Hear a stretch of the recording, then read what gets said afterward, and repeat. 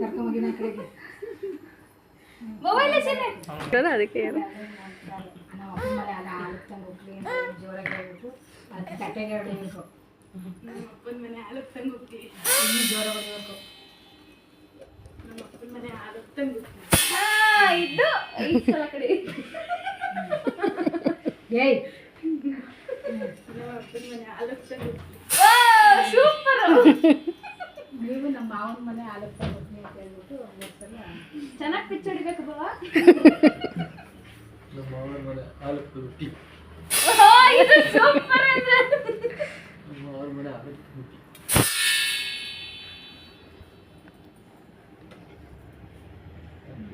ಹಾಕ್ಬಿಡಿ ಒಂದು ಫುಲ್ ಹಾಕ್ಬೇಡಿ, ಒಂಚೂರು ಉಳಿಸಿ.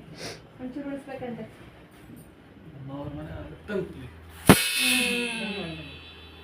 ಮಮ್ಮಿಗೆ ಅಕ್ಕಿ ಏನು ಮಾಡೋದು? ಗುಡ್ಸ್ಕೊಂಡು ಹೋಗಿ ಒಳಗಡೆ ರೂಮ್